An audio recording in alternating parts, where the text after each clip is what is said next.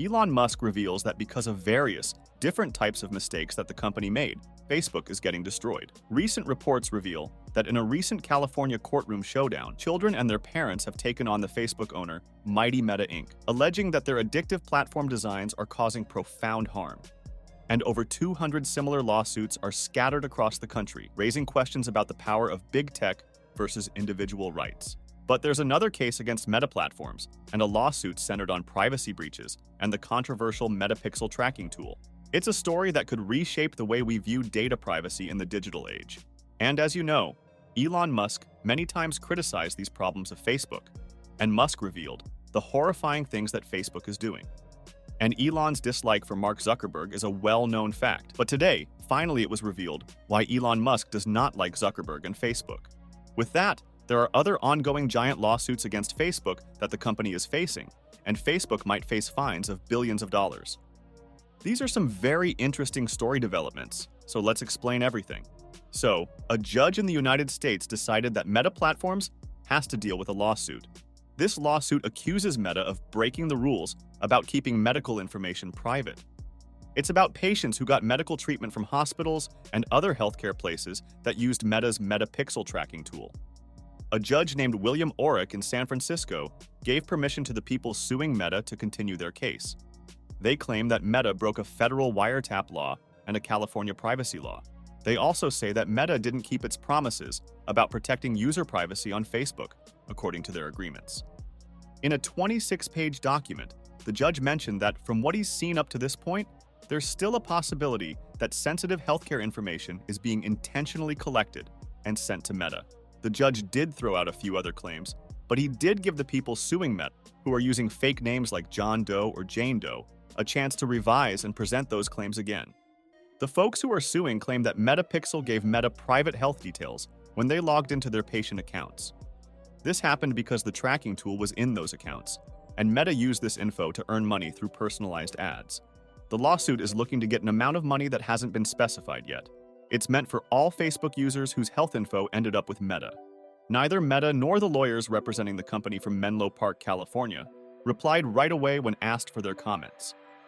The lawyers for the people suing Meta also didn't respond to similar requests immediately. Back in June 2020, when the legal action started, the lawyers for one of the people suing Meta mentioned that they had discovered at least 664 hospitals and healthcare providers using Metapixel. Meta, in trying to have the case thrown out, acknowledged that sending sensitive health information could indeed be a significant issue. However, Meta also stated that its technology itself wasn't inherently bad or illegal. They argued that it was the healthcare providers who had the responsibility to decide how to use Metapixel. The case is known as in re Metapixel healthcare litigation in the U.S. District Court for the Northern District of California. Furthermore, children and their parents who are taking legal action against Facebook because their kids got addicted to social media platforms got a positive decision in a California court. This means their lawsuits are moving forward. A judge did say that the lawsuits can continue because there's a claim that the companies were careless or knew that their platform designs would encourage kids to use them a lot and cause harm.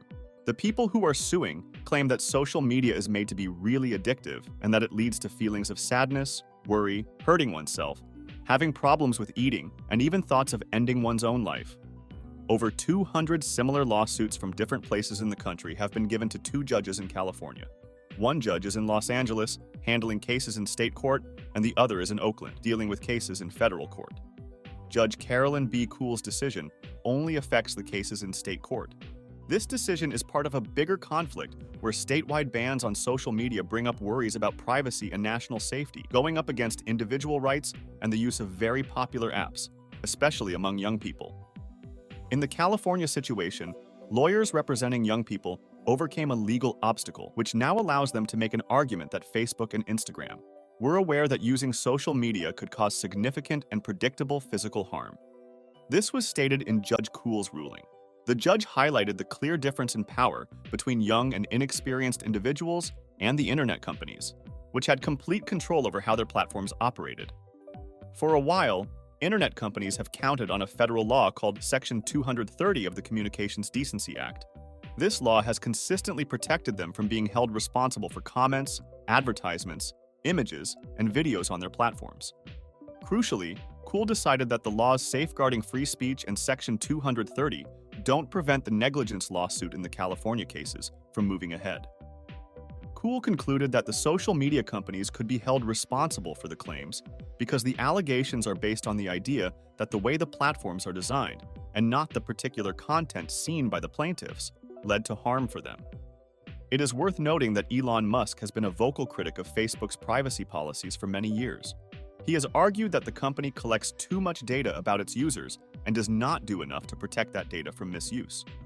In 2018, Musk famously deleted his Facebook and Instagram accounts, saying that he was not comfortable with the amount of data Facebook collects on its users. He has also been critical of Facebook's use of data to target users with personalized advertising. In 2020, Musk renewed his criticism of Facebook after the company announced changes to its privacy policy that would allow it to share more data with its other apps, including WhatsApp and Instagram. Musk tweeted that Facebook was creepy and needs to be broken up. Most recently, in 2023, Musk criticized Facebook after it was revealed that the company had been accessing users' microphones without their knowledge or consent. Musk tweeted that this was a security and privacy violation and that users should delete Facebook. That's it for today. Subscribe to our channel and hit the notification bell